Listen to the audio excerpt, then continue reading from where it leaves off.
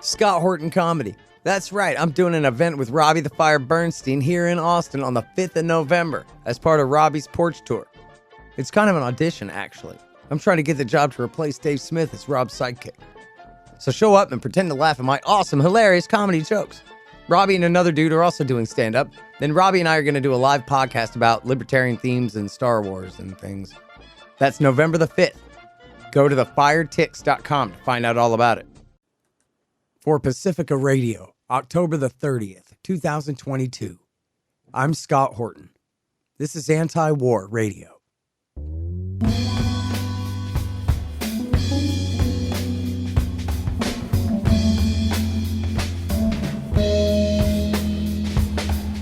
All right, y'all, welcome to the show. It is Anti-War Radio. I'm your host, Scott Horton. I'm the editorial director of antiwar.com, and I'm the editor of the new book, Hotter Than the Sun, Time to Abolish Nuclear Weapons. You can find my full interview archive, almost 5,800 of them now, going back to 2003, at scotthorton.org and on all the video sites, except YouTube, the censorers. No, they're still on there too. And you can follow me on Twitter at Scott Horton Show. All right, introducing today's guest. It's our opinion editor at antiwar.com, but he's much more than that. He's also the host of Conflicts of Interest and a brilliant foreign policy writer and analyst, the great Kyle Anzalone. Welcome back to the show, Kyle. How you doing? Great. Thanks so much for having me back on, Scott. I really appreciate you joining us today, and I appreciate all the hard work that you're doing, keeping up with all of the bad news for us at antiwar.com. So, you know what? I don't even know where to begin. There's so much going on. You want to start in the Pacific this week? Sure. That's good with me. I'm just throwing darts at a map, but we got threats of war with North Korea, with China, with Iran, with Russia, and I don't know, maybe Mexico again. I don't know, why not? But so can we start with Korea? See if you can get us up to date on what's going on with the missile tests and all the threats back and forth there. Yeah, so since Biden has taken office, he's abandoned the Trump administration's policy of reaching out and trying to engage in talks with North Korea. And this has also been compounded in South Korea because for several years, Moon Jae-in was the president who was a true believer in inter-Korean peace, and I think tried much, much harder than Trump or even Kim Jong-un to try to come to some kind of agreement during the Trump administration. And he was replaced by a more hawkish president in South Korea. And so combined with the Biden administration, he claims that he isn't engaging in the Biden administration policy of strategic patience, but that is de facto the Biden administration policy. They are saying that North Korea has to commit to denuclearization. In September, right at the end of the month, Vice President Kamala Harris traveled to the demilitarized zone where she condemned the North Korean government and talked about how terrible Kim Jong-un is, and then said that, we need to denuclearize the Korean Peninsula, all while extending America's nuclear umbrella over South Korea. So, of course, that doesn't, work very well from the North Korean perspective. They really don't like this. And so in September, we had the North Koreans announce a new nuclear policy that said that they will keep their nuclear weapons as long as there are nuclear weapons in the world and America is an imperial empire. They really see their nuclear arsenal as being really important to deter the Americans. And they've conducted several missile tests this year and have claimed to make some upgrades. They said they tested a new intermediate range missile. They fired that missile over Japanese territory. It was the first time that the North Koreans fired a missile over Japan since 2017. They tested an intercontinental ballistic missile. That was back in the spring, but that again was the first time that it happened since 2017. From the American and South Korean side, they carried out live fire war games for the first time since 2017. And then the Ronald Reagan went to North Korea or South Korean waters and made a port call there. And that was the first time that had happened since 2018. And so we've really abandoned the Trump era policies that de-escalate the situation on the Korean Peninsula quite a bit. And, we did see some demilitarization. There were several defense posts on each side of the DMZ facility that were dismantled and destroyed during that time. North Korea dismantled one of their nuclear testing sites, a missile testing facility. And so all that has now been undone.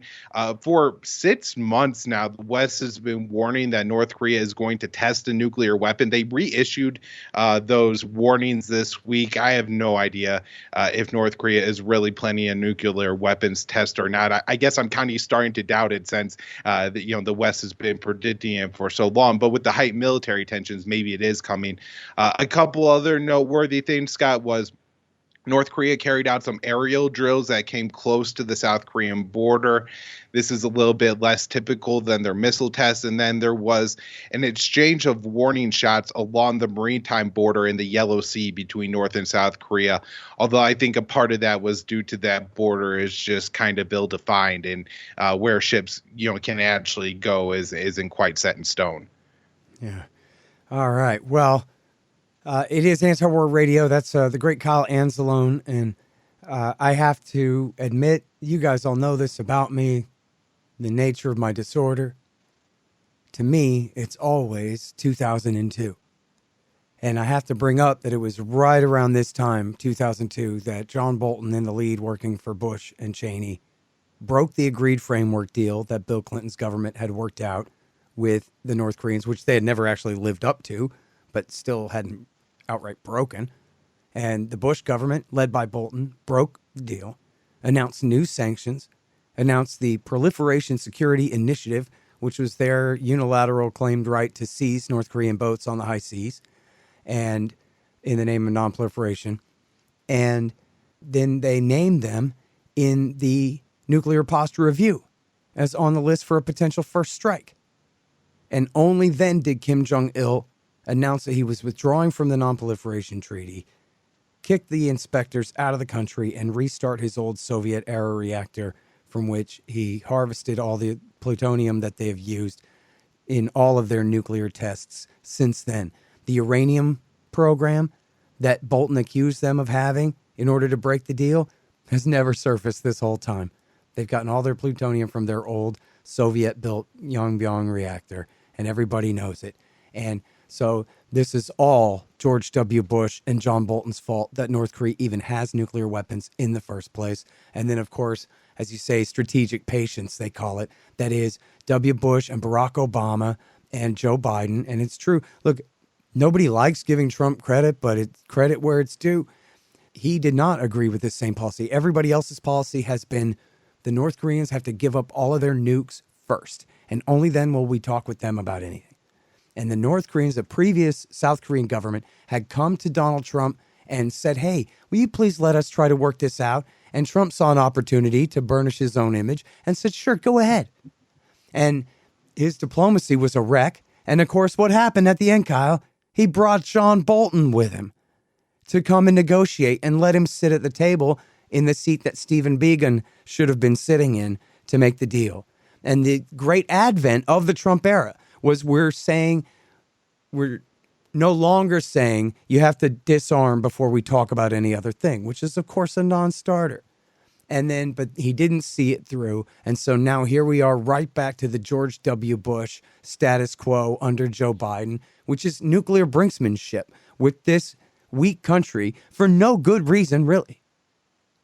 Right. No, great points. And then, the one of the most recent articles I have that this one was I wrote at the Libertarian Institute, Scott, was that Deputy Secretary of State Wendy Sherman was in the Pacific this week, and she declared that Washington will use the full range of its defense capabilities to defend our allies, including nuclear, conventional, and missile defense capabilities.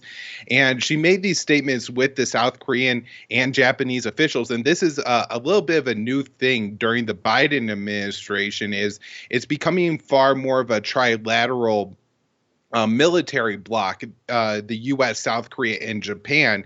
And this was somewhat formalized in June on the sidelines of the NATO summit in Madrid. The U.S., South Korea, and Japan signed an agreement to step up military ties. And we've already seen a couple trilateral military drills happen in South Korea, or North Korea, excuse me, has denounced those that agreement as Washington attempting to create a NATO-like alliance in the Pacific. And so, I'm thinking that especially due to the, it wasn't that long ago that Imperial Japan ruled over all of Korea and those legacy of human rights abuses. I'm sure that, this is creating a lot of concern in North Korea. All right, now let's switch to Taiwan. I know there's big news. They held the big Communist Party Central Committee rally, non-change of power in Beijing. And I know that they mentioned Taiwan policy in Chairman Xi's new statement and all of that. And so what does that have to do with anything? Tell me. Well, it seems like Beijing is still status quo on China, despite all what the U.S. is saying. They prefer peaceful reunification, but if there's too much outside interference, if Taiwan declares independence, then they're going to make some kind of stronger move. I think a lot of what the developments we're actually seeing, Scott, are in Washington, where Congress is talking about sticking, I think, $10 billion of military aid that will take place over the course of 5 years for Taiwan. And Dave DeCamp has been covering a lot of the Taiwan stuff at antiwar.com. But I think that's probably the biggest thing coming up is that military aid package, which I guess will put Taiwan third on the list behind Ukraine and Israel for the most military aid. But it's getting to be a lot. And then they also signed a new agreement to maintain Taiwan's Patriot missile systems pretty recently. And now, did they pass the new Taiwan, whatever you call it, act where they're basically recategorizing all of their relations with Taiwan to make it sound more like they're a country? They're officially calling it an embassy instead of a consulate, and they're officially calling them, or essentially referring to them as a country in their documents now, and all of that stepped up stuff. Now, I believe all of that is in the 23 National Defense Authorization Act, which hasn't been passed yet, but that's just as one of the typically amendments happens to it so far. Right. Everybody sticks amendments into that legislation, though, because by the Washington standards, Scott, it has to pass. Right. And so because of that, you could put anything into that bill and it'll end up, into law. And I believe in there, they said this would designate Taiwan as an official non-NATO ally. Yes. Yeah. That would be the big status change. And there has been, I don't know, the president has said that he has some issues like with Nancy Pelosi going to China. And so maybe some of are going to Taiwan, excuse me. Maybe some of this will come out in conference committee, but I really doubt it. It seems like there's pretty strong bipartisan consensus in Congress for this. Even when you have, some Republicans who are better on the war issue when it comes to like Ukraine or the Middle East, it's really only so they could be worse and more aggressive towards China. So we have more military resources to dedicate towards fighting China. Yeah. They always use this phrase, don't they? Sleepwalking to war. What do they mean by that? What they mean is completely ignoring the likely consequences, the potential downsides of their path. We like Taiwan a lot. Come on, everybody. Let's just say that a lot. And if that leads to Taiwan declaring independence, and that leads to China attacking Taiwan, and if that leads to thousands of American sailors drowning in the Pacific, and that leads to thermonuclear war, well, whatever. At least we're on the side of right because we like Taiwan a lot and we're being good friends to our friends. And they just, you call it sleepwalking, but everybody's wide awake. It's just, they're stupid. Well, I was going to say, Scott, I think that's actually a great phrase to use for the Biden White House because of the way Biden looks as he walks up to the podium where he's made these statements 4 times now that the U.S. is committed to defend Taiwan. They're really prepared to alter the longstanding, U.S. defense policy towards Taiwan and make it an explicit guarantee, which I think, and from what we've heard from the Chinese and from Beijing, will probably be something that causes China to accelerate their goal to, take Taiwan, or at least keep Taiwan from falling, independent into a full American defense orbit. And from the American side, the reason that we're so concerned about Taiwan, of course, is because we want to be able to station missiles there and to use it as a giant arms depot. This is explicit now. They're saying that they want to use Taiwan as an arms depot should, the U.S. ever need to go to war with China. Which has got to be the most ridiculous thing. Who is in charge of America? That can't possibly be what they think. That we're going to use Taiwan as our base to attack mainland China from? Huh? That's the craziest thing I've ever heard in my life. Chain. Yeah. Yeah. All right, y'all. Well, now I have to stop for a second to raise some money for KPFK. Well, running a radio station is expensive. Fortunately, we're broadcasting from one of the wealthiest cities in the world, a place where just one B-list celebrity could afford to keep the station going for a quarter without even missing it. I know it's trendy for all the center-left liberal hacks like Ben Stiller and Mark Hamill to sidle up to the war machine.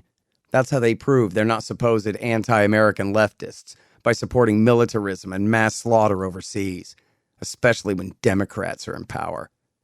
But I know there's some proud anti-imperialists in Hollywood who care a lot more about ending war than looking compliant and acceptable before the war party. America desperately needs a principled, well-financed radical left that will prioritize peace and keeping up the pressure on liberal Democrats in office to stick with the people and not entrenched power. Just as the America First non-interventionist right is putting pressure on the Republican war party, we at KPFK have to keep the left focused on fighting that same kind of campaign against the Democrats. Tools like this radio station, the largest FM transmitter west of the Mississippi River, are absolutely essential. It won't be long before the whole world is suspended from Twitter for telling the truth about one thing or another. KPFK must remain. KPFK must remain so that we can get the word out and rally the forces of peace against the military-industrial complex and its minions. But we need your help to do that. It's 818-985-5735 to pledge your support. kpfk.org or 818-985-5735.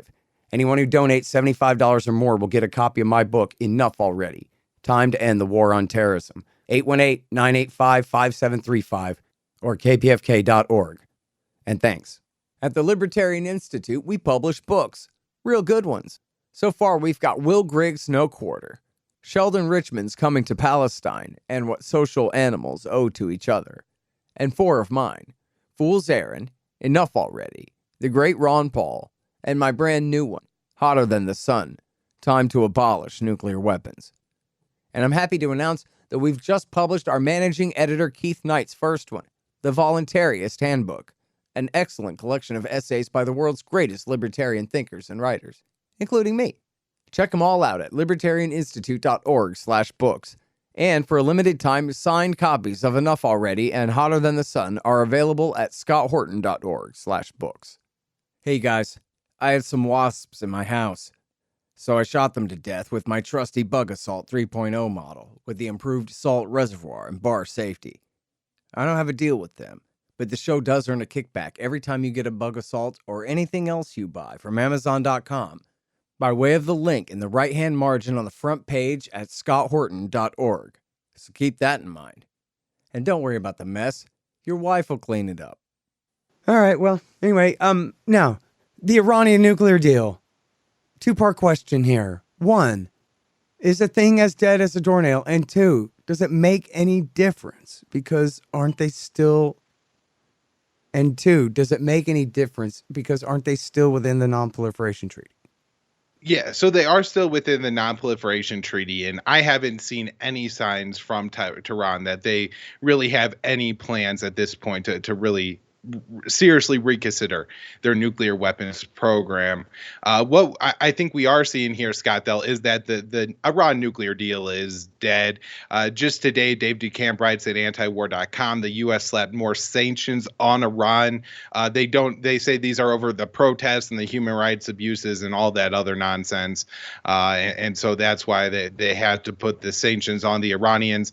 I believe it was Antony Blinken, but it was a high-level State Department official who did say at this point the U.S. is prioritizing supporting the protesters in Iran over actually getting the JCPOA, the Iran nuclear deal, done. So that seems to me a pretty strong indication that the deal is dead. I think where this is more significant, Scott, is we saw a couple months ago, I wrote this article for the Libertarian Institute that the Shanghai Cooperation Organization held a huge meeting, and at that meeting, Iran became the organization's 14th member. And in accepting the membership, the president Ibrahim Raisi said that, look, the world's sanctioned economies, so Venezuela, North Korea, Russia, Iran, Zimbabwe, Syria, all these other countries that face massive sanctions by the U.S. all have enough economy to trade within now. And each time the U.S. sanctions a new country, that bloc just gets stronger and stronger and stronger. And that's more of what we're seeing from here is Iran has just completely moved away from even having to make ties or an agreement with the U.S. here, and can just look, towards these other countries to have economic cooperation with. Yeah. Well, it's funny because the Americans seem to have this very counterproductive policy. The Americans. You and me, we're the Americans. I mean, the U.S. government, which is essentially alien to our civilization, if you ask me. But anyway, these people seem obsessed with dominating the entire world, and yet they're so bad at it. And so they're like pushing 2/3 of the world together into a block against us in the name of global hegemony. Yeah, it's been infuriating for anybody who listens to my show, Scott, for the past year.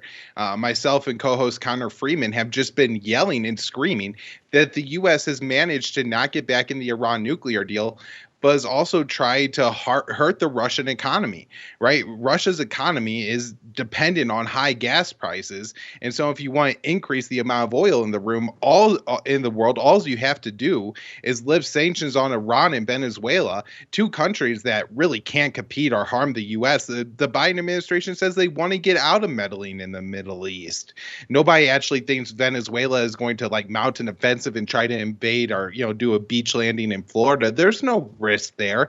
Having some communists sitting around in South America isn't a top concern of the American people anymore. This isn't, the Cold War era or anything like that. And so they very could have easily done that and get themselves at least a little bit of a leg up in the, economic war with Russia, where they're trying to cripple Moscow's economy, but have only made it stronger because they try to maintain all these other sanctions at the same time that have further driven up the price of oil. Yeah. Well, when it comes to Iran, Israel and their lobby won't have it. And that's the beginning and the end of that discussion. And as far as Venezuela, I mean, I know that Chavez declared independence from America back 20 years ago, but it seems like they could bring him in from the cold if they wanted to.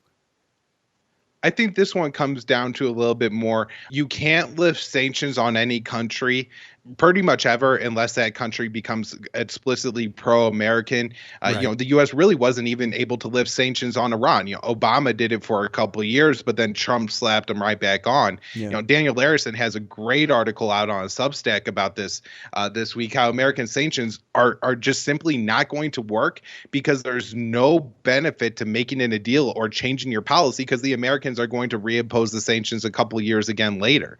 Right. So it's because of the political consensus in Washington that says that, you can't remove sanctions from a country because you have to, punish anybody who's committed human rights abuses. I wrote a different article for the Institute this week, Scott, about how there's apparently a docket of sanctions sitting in the State Department that the White House hasn't issued yet, but they're all on a bunch of different African countries. And you have Bob Menendez, the chairman of the Senate Foreign Relations Committee, going, how can we say we promote human rights and democracy if we won't levy these sanctions on a bunch of human rights abusers and coup plotters. But if you look at the African continent, you have Egypt, who is one of the worst human rights abusers, who gets $1 billion in American military aid a year, and a lot of the coup plotters are all trained by AFRICOM, the U.S. Pentagon, the military trained them. And so if you want to stop these coups and the human rights abuses, just stop throwing weapons and military training around Africa. Yeah, seriously. And go back to 2011 and don't do a regime change in Libya. You can pull that off somehow. Speaking of taking al-Qaeda's side, what's the latest out of Yemen? It's bad. I think the ceasefire has officially been dissolved, but so far Saudi Arabia really hasn't started carrying out airstrikes. There seems to be more fighting on the ground, but as with Yemen, trying to determine who's fighting who on the ground can sometimes be hard, because it doesn't seem like the Saudi UAE coalition has stuck together very well in parts of southern Yemen. And so I think, I'm sure I'm not saying this right, the Shabwa province is one of the main areas of Yemen where if you're going to export oil, it's going to go through there. There's been some fighting between the Saudi bad side and the UAE bad giants brigade recently. And then I've read a couple times recently that there's been fighting around the port city of Haditha, but I'm not sure how extensive that is, or if it's getting in the way of even, the still very limited shipping that's coming into that port. Yeah. There's this piece at the Cradle from October the 23rd. Yemen facing worst food crisis in 4 years. Oh, God, I don't want to hear that. I mean, it's going to take a massive bombardment of nutritious food and medicine to save these people now. And none of that can happen without a real peace. So, people, you want to get involved in actually ending a war, having something to do besides just be upset about this stuff. There are active war powers resolutions in both houses of Congress right now. And it's the War Powers Act from 1973 that they passed over Richard Nixon's veto that says if the president launches an unconstitutional, unauthorized war, that they can end it after 60 days. Yeah, well, it's been 8 years. And hundreds of thousands of innocent people have been killed. And they're trying to end the war. As Kyle's saying, the ceasefire expired, but Saudi did not begin the carpet bombing. And this idiot, Mohammed bin Salman, he's trying to back down on this thing now. He could use a push from the U.S. Congress forcing Joe Biden to force him to wrap this thing up now. That's it. This would make it not just unconstitutional, but illegal for the Biden government to continue support for the Saudi and UAE's war in Yemen. And you can get involved. Just go to 833stopwar.com. They have bullet points on the war for you to understand. And they got talking points on the war for you to explain to your congressmen and senators and all of that. And then, of course, that's the number to call, 833-STOP-WAR. And there's a huge campaign going on. Left-wing and right-wing and libertarian groups all coming together, trying to get as many numbers as we can to pressure the Congress to let them know we really care about this and want to see these resolutions pass. That's 833stopwar.com. Now we got to get to the latest going on in Ukraine. If you've got it for us, the attack, or I guess I should say the status as of Thursday morning in the battle for Kherson. Can you tell us? A lot of what's going on right now are major warnings. Either there's going to be the Ukrainians are going to blow up the dam, the Kherson Dam, which could be a mass casualty event, or the Russians are warning that the Ukrainians are going to use a dirty bomb to attack the city. There's been reports for a couple weeks that Russians have evacuated the civilians. I saw a bunch of people who were in the region, like kind of local reports saying that a lot of the people that are left are Russian soldiers, and even accusations that the Russian soldiers weren't in uniform anymore, were maybe posing as civilians or something like that. I don't know how truthful that is, but those are some of the accusations going on. The Ukrainians have made some advances. The Russian forces have had to withdraw. But it's always hard to tell exactly what's happening here. If you read people who are, the U.S. mainstream consensus is every, square inch of Ukrainian territory that's taken back by Kiev is a, strategic real gain, and has nothing to do with what Russia's longer term war plan is. And my guess, Scott, is Russia does have a longer term war plan, and a lot of that is going to be concentrated on this region. Even if Ukraine does take it, all those soldiers that Russia is arming up are probably likely headed to at least some part, this region in the Donbass, to try to retake this territory that Moscow annexed. So I think that's probably the direction it's going. Russia is continuing to just bomb all over Ukraine. I think that's kind of the military route they're taking right now, is rather than actually fight the Ukrainian forces, they're carrying out strikes and taking out Ukrainian infrastructure. I saw a rail line was hit recently. I saw the Ukrainian energy secretary equivalent say that 40% of their energy infrastructure has now been destroyed. And so that seems to be Russia's current military strategy. People got to understand, this is all because of America's strategic policy, that the worst thing that could ever happen would be what Merkel called the Eurasian home, a real alliance between Germany and Russia, and that anything that can be done must be done to prevent that from happening. But that's not the worst thing in the world. The worst thing in the world that ever happened, the last 2 times that it was the worst thing that ever happened, was when Germany fought Russia. Now, if we're going to be on Germany's side in another war, NATO versus Russia, it'll make World War II look like a footnote of history to the humans who survive. It'll be the end of the world. And they think that that's preferable to risk, rather than just letting these people build their damn peace pipeline. And that's what we're talking about here. That's what this all comes down to. Eurasian home, no. The middle part of North America must be the dominant force in Eastern Europe forever. Everyone knows that. And we've got the whole world held hostage over this doctrine, which makes no sense whatsoever on the face of it. Drawn up by Victoria Nuland's husband, Robert Kagan. What the hell does he know? The guy who said the most important thing in the world we could do was invade Iraq 20 years ago. So, if we survive, we'll see you next Sunday here on Antiwar Radio. Thanks very much for joining us, Kyle. Appreciate you. Thanks, Scott. That's Kyle Anzalone from Antiwar.com, and that's Antiwar Radio for this morning. I'm your host, Scott Horton. Full interview archive at scotthorton.org. The book is hotter than the sun, and I'm here every Sunday morning from 9 to 9:30 on KPFK 90.7 FM in LA. See you next week.